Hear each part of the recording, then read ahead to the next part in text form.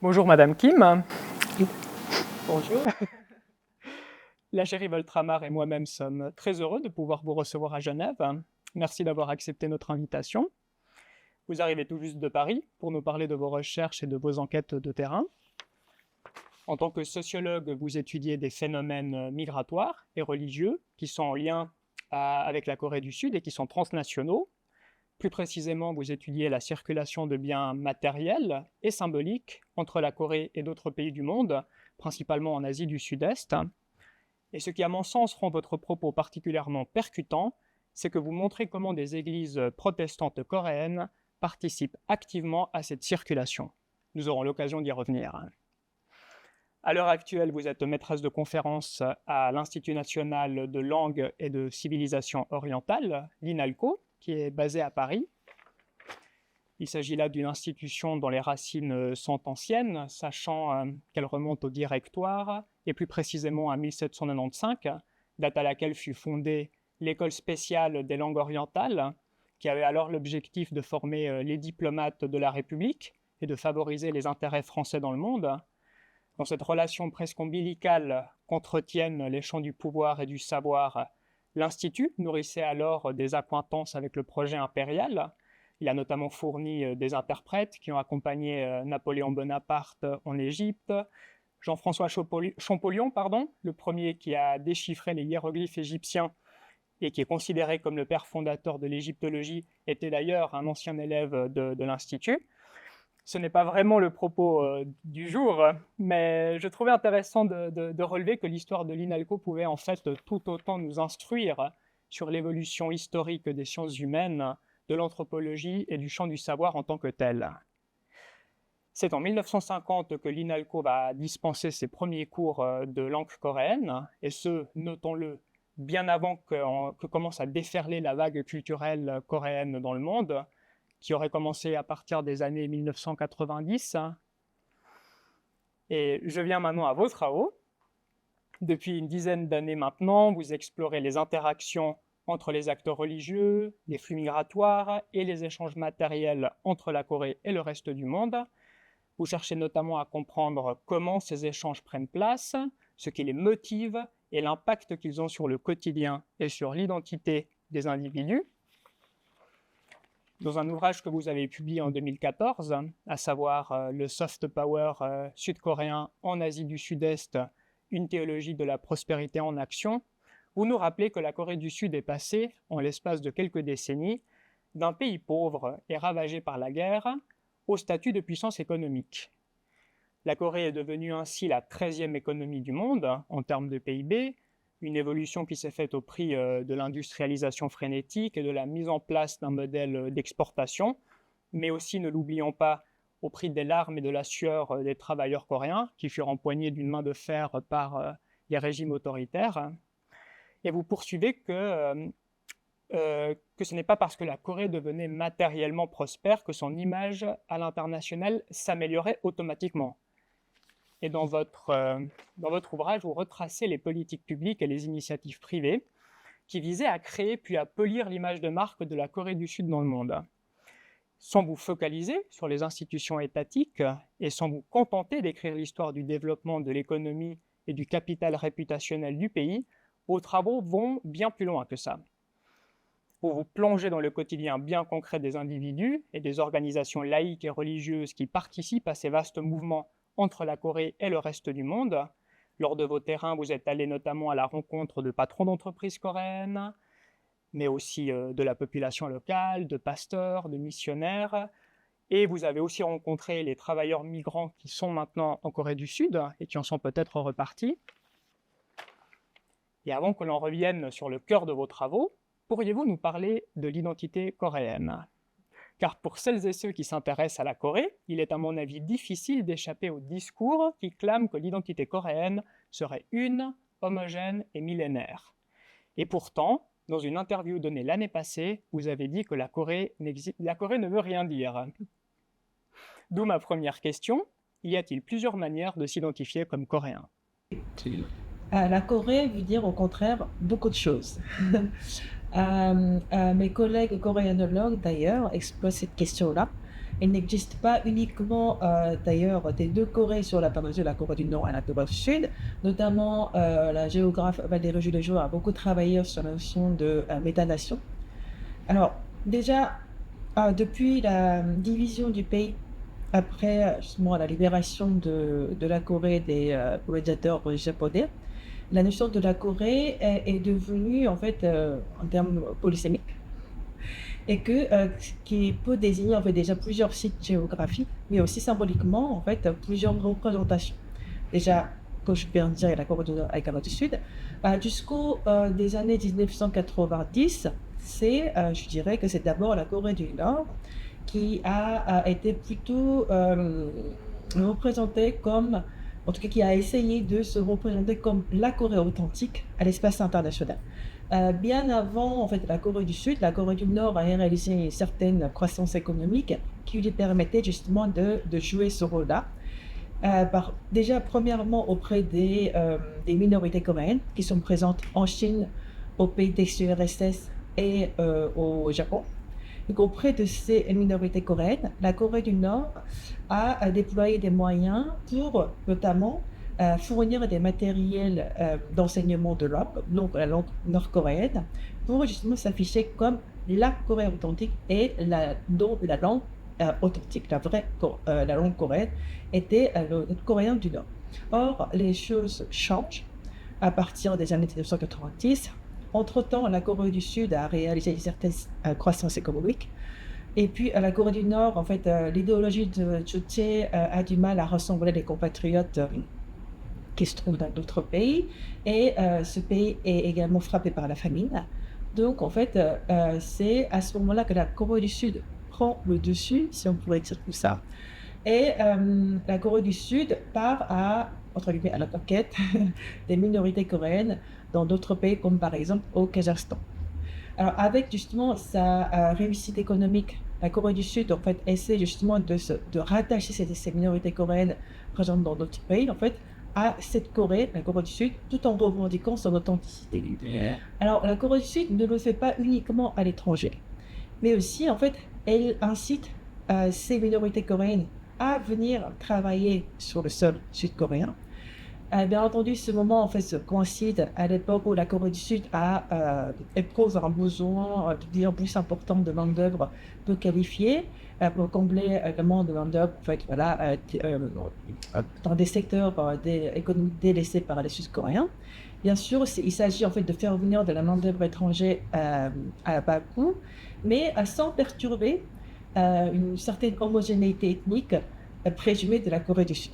Parce que les minorités coréennes, de la Chine ou d'ailleurs, du Japon par exemple, ils parlent la langue. Donc en fait, la langue, ces diasporas, enfin, ces minorités coréennes a été censées partager en fait, la même culture. Donc ils étaient d'office considérés comme coréens, en fait comme sud-coréens. Alors que depuis des décennies, en fait, ces minorités coréennes vivaient dans des pays bien différent de la Corée du Sud, à bien des égards, avec la politique idéologique. Ce qui est intéressant à observer, c'est que une fois ces minorités coréennes, donc autrement dit, qu'on peut appeler les migrants de retour, se retrouvent en Corée du Sud, en fait, ils éprouvent en fait un décalage entre la Corée qu'ils avaient imaginée en fait, voilà, dans leur pays de résidence, plutôt en fait des valeurs, des images en fait, rattachées à la culture ancienne, qui est justement préservée, même s'ils se trouvent en fait dans ce pays bien développé et modernisé, qui leur fournissent en fait des opportunités économiques intéressantes. Finalement, la place que ce pays, en fait, qui a été considéré en fait, la patrie en fait, de leurs ancêtres, donc la place que réserve ce pays à ces migrants de retour était une place bien marginalisée et au mépris aussi de la population en fait, majoritaire qui était sud-coréenne. Donc vous voyez en fait même ne serait-ce qu'en Corée du Sud, on trouve en fait plusieurs idées de Corée et plusieurs identités Et en fait, cela se manifeste aussi davantage avec le phénomène migratoire que la Corée du Sud doit gérer de plus en plus à partir des années 1990. Bien sûr, en fait, l'immigration est un moment, en fait, de réflexion sur l'identité nationale, en fait, et aussi avant assez il s'agit, en fait, d'un moment de défi, d'accord, que, la nation, justement, le pays de réception doit relever pour gérer évidemment le contrôle, pour contrôler, en fait, le flux migratoire et aussi pour, justement, atténuer des différences, peut-être, de la population étrangère qui est appelée à résider de manière permanente. C'est ce que la Corée du Sud essaie de faire. D'ailleurs, ce qui est intéressant, justement, en parlant justement d'atténuer les différences et aussi établir les frontières en fait, ethniques, identitaires entre les Coréens et les immigrés en fait, qui sont de plus en plus présents en Corée du Sud, ce qu'on peut observer est que en fait, la frontière ethnique, la frontière identitaire coréenne bouge en fait, en Corée du Sud, en fait, même, ne serait-ce que dans ce pays-là. Par exemple, en 1997, au moment de la crise économique, la Corée du Sud, en fait, essaie de faire appel aux étrangers d'origine coréenne qui ont quitté la Corée du Sud, justement pour en fait mobiliser peut-être en fait les fonds en fait d'étrangers pour pouvoir aider justement ce pays à se redresser, à se sortir de la crise économique. Dans ce cas-là, dans cette période-là, la Corée, en fait l'identité coréenne fait référence uniquement à la Corée du Sud et ses ressortissants.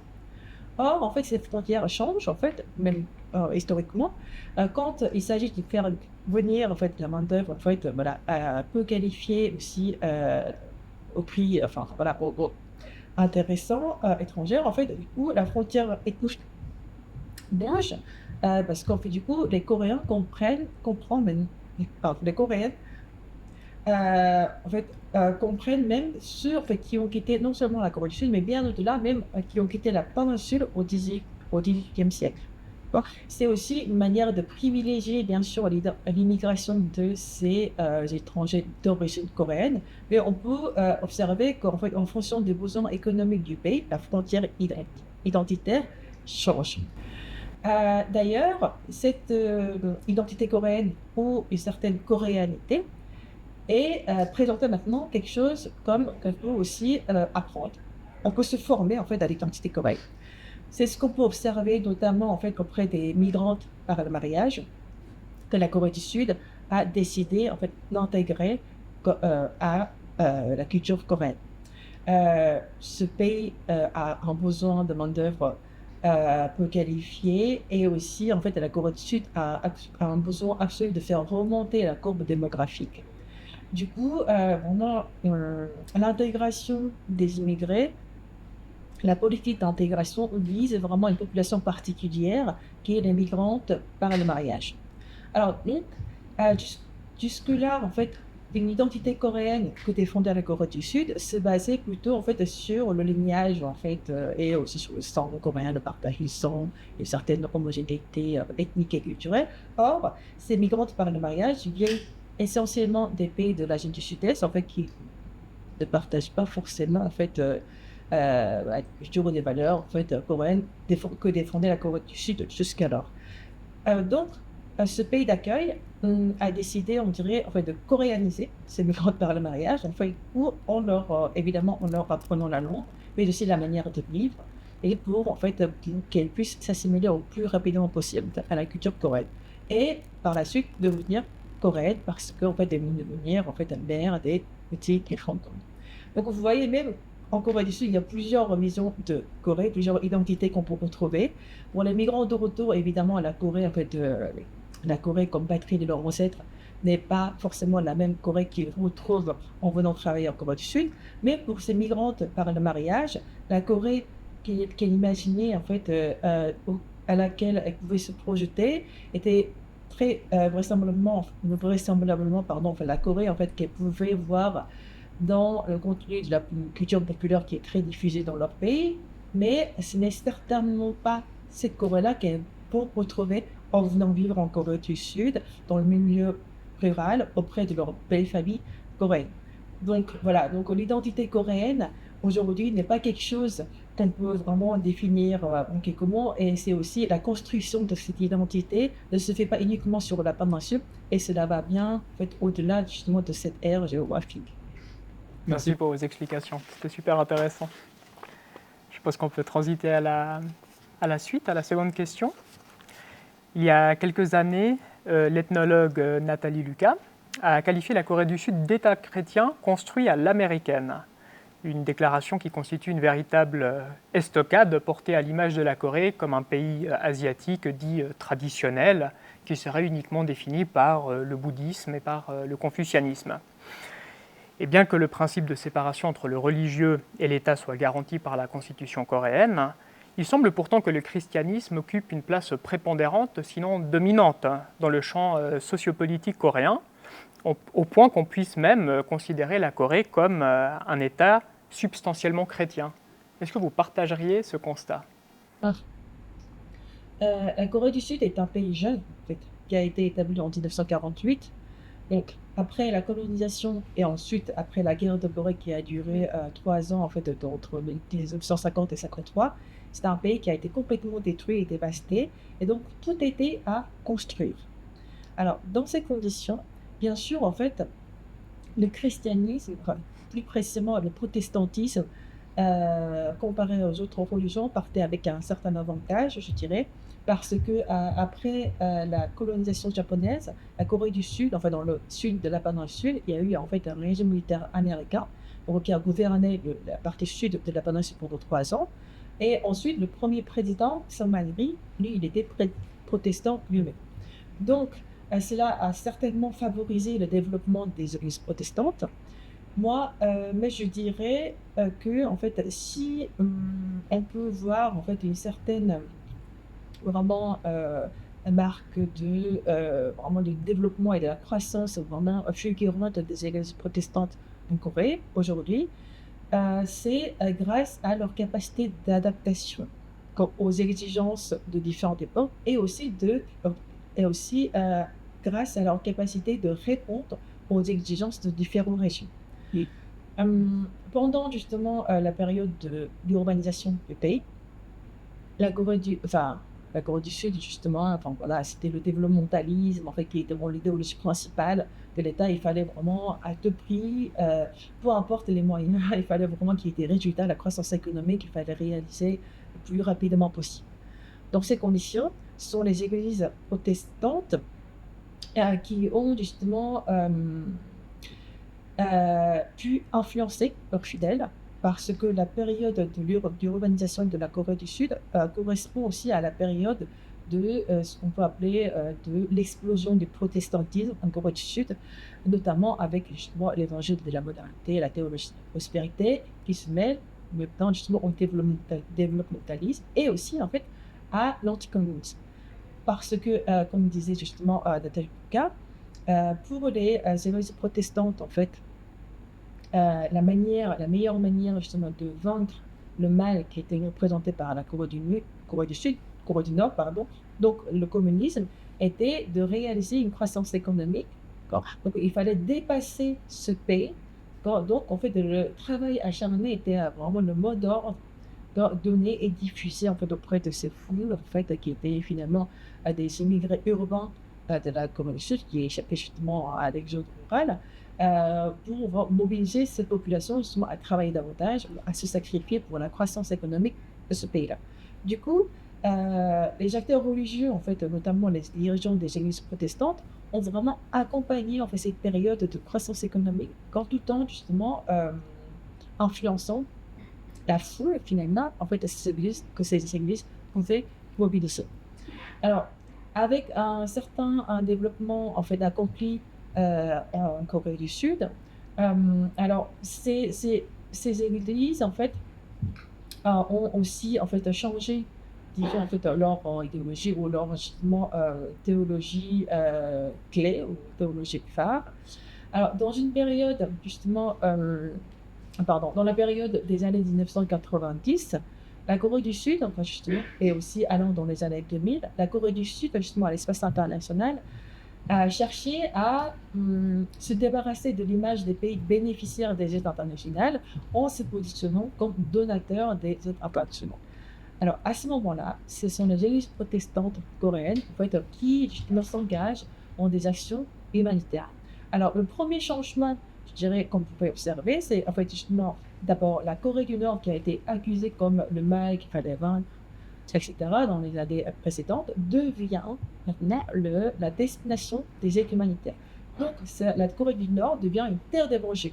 Donc, les églises protestantes sud-coréennes, justement, envoient des aides, en fait, ouais, des pasteurs qui partent même en Corée du Nord, voilà, pour aider la population, etc. Bien sûr, en fait, cela s'est fait pendant la période de rapprochement des deux pays dans les années 2000. Par la suite, quand justement la Corée cherchait en fait aussi faire venir en fait de la main-d'œuvre étrangère du Sud parce que justement pour combler le manque de main-d'œuvre, c'est également les églises coréennes, les églises protestantes qui en envoyant les missionnaires à l'étranger qui travaillaient en fait auprès de la population locale, à la fois en justement leur apportant de l'aide en tant que justement acteurs des actions humanitaires et sociales, mais aussi en même temps en fait, pour influencer justement, pour influencer la population locale à migrer vers la Corée du Sud. Donc vous voyez en fait, donc les missionnaires, cela dit, les missionnaires, et notamment les églises protestantes plutôt, acceptent aussi de faire ce type de travail, même jusqu'à aujourd'hui, en fait, même d'accueillir en fait les immigrés, travailleurs migrants en fait en Corée du Sud et aussi les encadrer, parce que en fait, elles ont premièrement le moyen financier qui leur permet de le faire, et aussi ces églises protestantes euh, répondent, enfin, presque toujours, j'ai envie de dire, favorablement en fait aux exigences aussi des pouvoirs politiques, et aussi ces églises protestantes essaient justement de s'aligner en fait du discours environnemental parce qu'elles ont pu se développer autant grâce justement aux aides à- qui leur a été attribuées en fait les différents pouvoirs pendant le développement en fait du pays. Donc oui, en fait, voilà, il y a une entraide, il y a une sorte de collusion entre justement les églises protestantes et les pouvoirs politiques durant oui, toute la période de développement du pays et qui perdure jusqu'à aujourd'hui. Et si je peux me permettre un commentaire, j'imagine que ce développement est aussi permis par le fait que le bouddhisme avait été plutôt mis en retrait après la libération, parce que ça avait été une religion qui avait été taxée de collaboration à l'égard des Japonais, alors que ce n'est que à partir, je crois, des années 1980 que le bouddhisme redevient une religion plus ou moins influente. Hein. Je crois, oui. Oui, alors, parlant du bouddhisme, en fait, après la libération du pays, le bouddhisme avait du mal à retrouver en fait sa place en Corée du Sud parce que c'était une religion en fait qui était très proche du pouvoir. Alors, pendant la colonisation japonaise, on parle même d'une certaine japonisation du tourisme.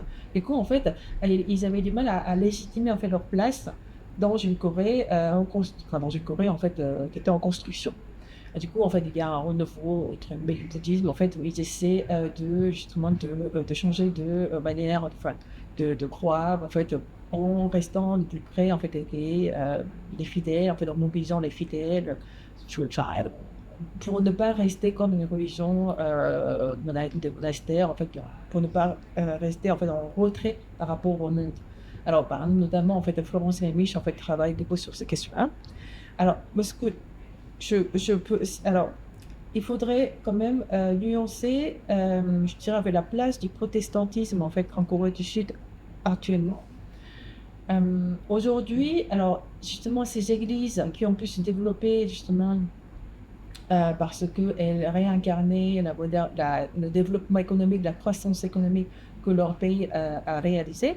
Aujourd'hui, en fait, ce discours a un peu de mal à rassembler des jeunes aussi ou la population instruite. Cela ne suffit pas. Donc, je dirais en fait que les églises protestantes perdent un peu leur influence. Cela ne se voit pas encore en fait dans les chiffres comme en fait, voilà, une baisse considérable de la population protestante parce que, selon le recensement national, parmi ceux qui se déclarent religieux, le nombre de protestants est toujours en fait le plus élevé. En revanche, parce que en fait, il y a toujours une part de protestants qui reste en fait importante parce qu'en fait, il s'agit des populations qui se sont converties pendant l'urbanisation du pays, en fait, qui composent toujours la majorité de ces idées-là. En revanche, alors les églises protestantes, qui sont pour la plupart des méga-églises, qui sont aussi majoritairement conservatrices, sont souvent pointées du doigt à cause de leur croissance mercantile, à cause de leur aussi conservatisme, notamment par exemple ces églises affichent très très ostensiblement comme homophobes. Donc ce type d'attitude est très critiqué. Ce qui est intéressant, évidemment, sans observer, sans le prendre bien sûr pour une vérité absolue, c'est de voir comment justement les protestants sont représentés dans le contenu de la culture populaire, comme des séries télévisées, etc., qui sont très médiatisées, très visualisées aussi en dehors de la Corée.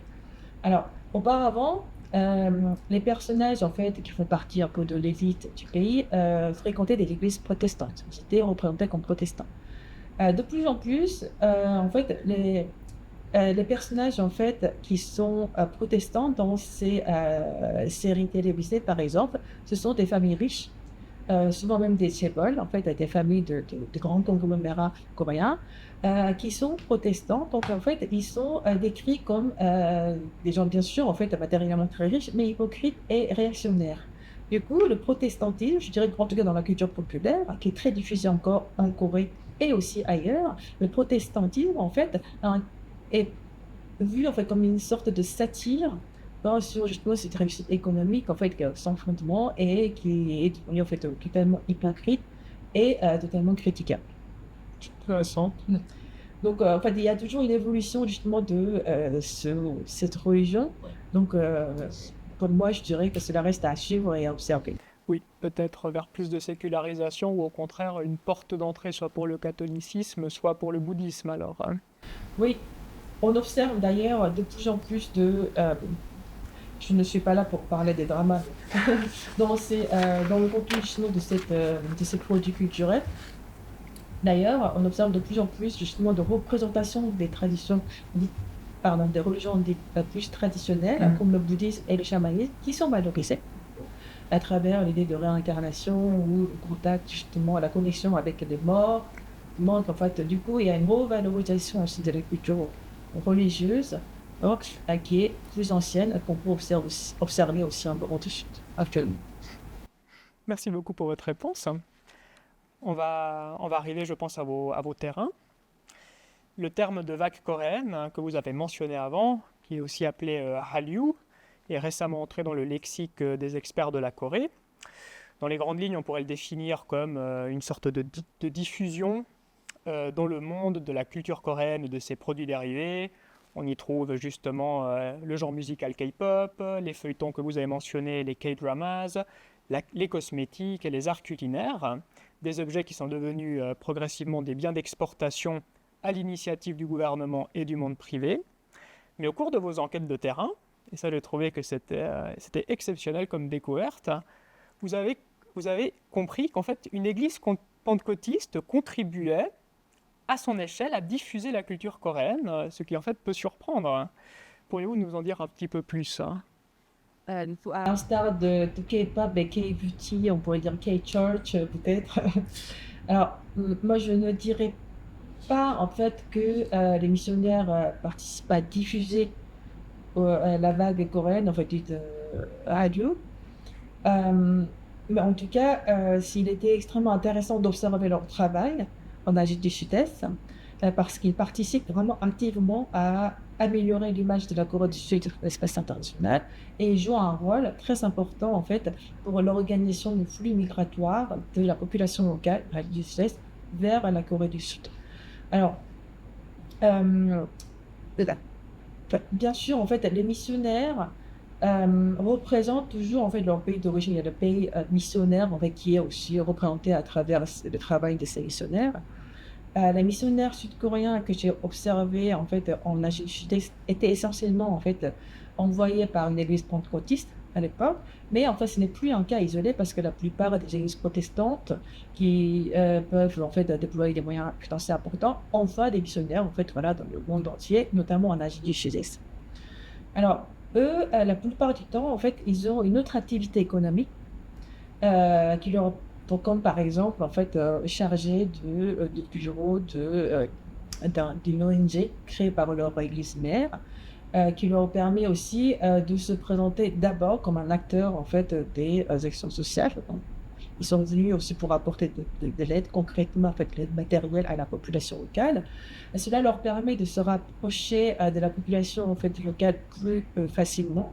Donc, avant de s'imposer vraiment en fait comme missionnaires protestants. Donc, ils entrent vraiment en contact avec la population locale en leur apportant de l'aide matérielle, que ça peut être vraiment de l'argent ou des matériels. Ils peuvent aussi aller dans des écoles, distribuer des fournitures scolaires, etc. Et par la suite, ces gens en fait peuvent être intéressés par leur église et peuvent aussi se convertir en fait, au protestantisme coréen diffusé par ces missionnaires. Euh, alors, je dirais en fait que ce type de stratégie de conversion elle n'est pas propre, n'est pas vraiment unique des missionnaires coréens. Il y a d'autres missionnaires en fait envoyés par des pays occidentaux présents dans des pays en Asie du Sud-Est. Eux, en fait, ils n'arrivent pas pour vraiment fonder une église tout de suite. Eux, ils travaillent aussi beaucoup comme des acteurs des ONG, enfin, pour mener des actions humanitaires. La différence entre ces deux en fait, types de missionnaires, en fait, les missionnaires sud-coréens vraiment cherchent à réincarner leur pays. Donc, ils veulent réincarner en fait la croissance économique que leur pays a réalisée, justement, justement une diffusion en fait.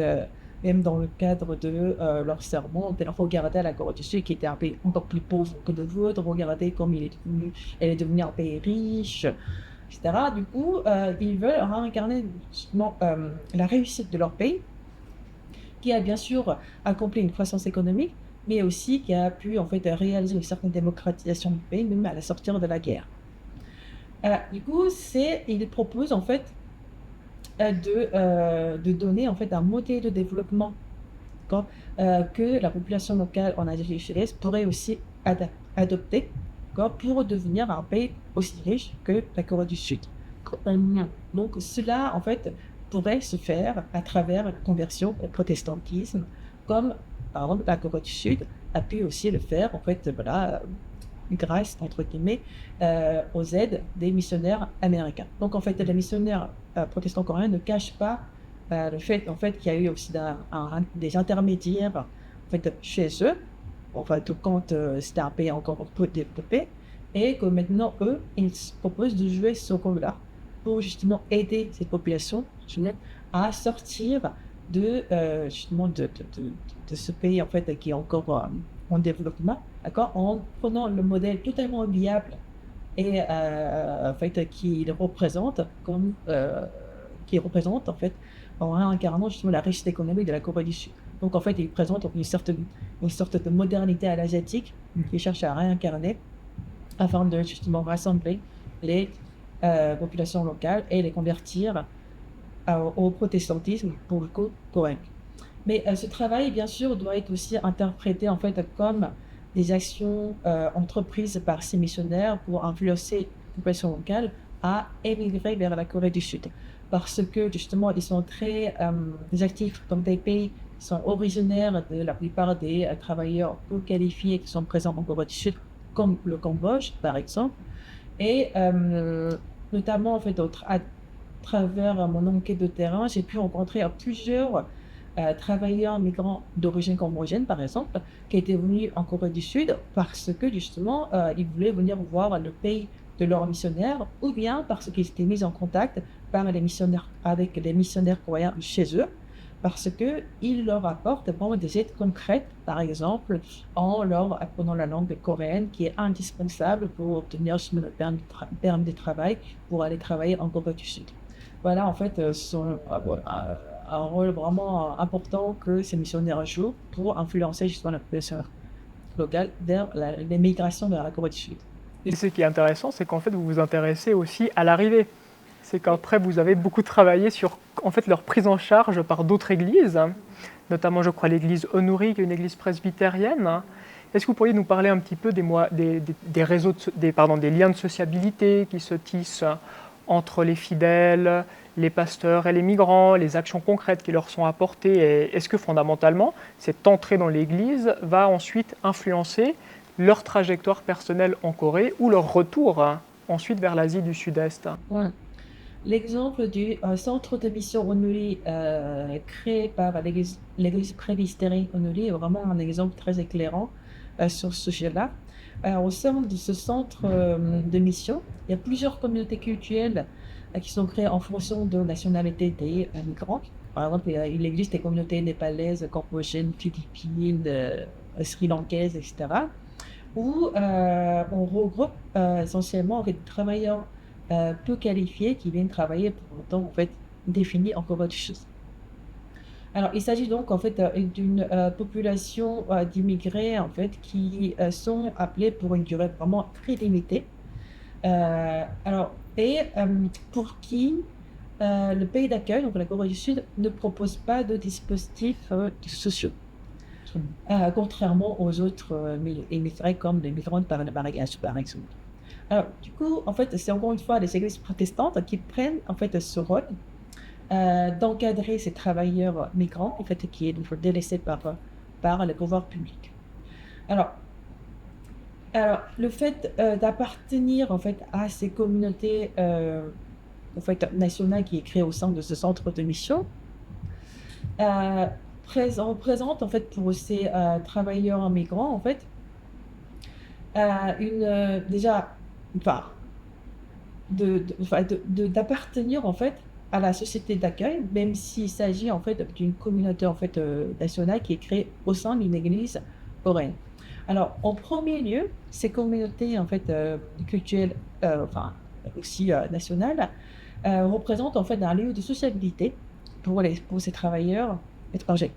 Alors, évidemment, en fait, il y a des cultes dominicaux en fait qui sont célébrés dans des salles de culte en fait dédiées à chaque communauté, mais en fait les églises ouvrent aussi ces salles-là pour dès samedi pour que ces migrants puissent venir en fait se rencontrer après leur travail hebdomadaire dès le samedi. Il y a des aides concrètes qui leur sont apportées comme des cours de coréen et aussi d'anglais et aussi des cours informatiques. Du coup, la plupart de ces migrants travailleurs sont venus en fait à ce centre-là, non pas uniquement en fait pour se convertir, mais aussi pour voir leurs compatriotes et parce qu'en fait c'est aussi un lieu de solidarité et de réconfort entre les migrants qui leur permet de mieux vivre leur période de expérience migratoire. Donc ils viennent pour ces objectifs-là. Après, par la suite, ils restent le lendemain, du dimanche. Donc ils commencent à participer au culte et ils deviennent par la suite des protestants en fait en se convertissant. Et c'est ainsi en fait qu'ils se sentent aussi appartenir, enfin ils appartiennent réellement en fait à cette communauté protestante qui est coréenne, où ils peuvent aussi fréquenter des fidèles coréens. D'ailleurs, c'est un aspect que ces migrants travailleurs apprécient beaucoup, d'entrer en contact avec des fidèles coréens, parce qu'ils ont un rapport en fait différent avec ces Coréens que ce qu'ils ont avec leur employeur, par exemple, sur leur lieu de travail. Euh, donc, euh, il, pour eux, en fait, c'est un lieu de solidarité et aussi de réconfort, mais aussi cela leur constitue en fait une communauté d'appartenance en fait à la même entité, d'accord, qui compose entièrement avec des Coréens. Donc en fait, ils sont considérés comme symboliquement, d'accord, dans un rapport en fait d'égalité avec les Coréens.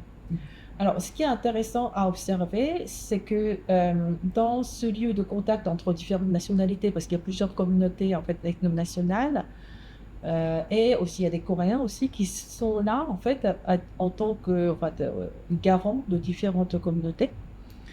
Et c'est un moment aussi où ils se rencontrent. C'est un moment aussi où chaque communauté, où chacun en fait réfléchit sur sa propre identité.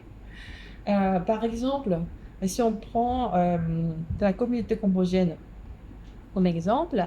Alors, les Cambodgiens, justement, au contact des communautés vietnamiennes, philippines, au centre et aussi des Coréens, en fait, ils cherchent à se différencier des autres, justement, en renforçant leur identité khmer.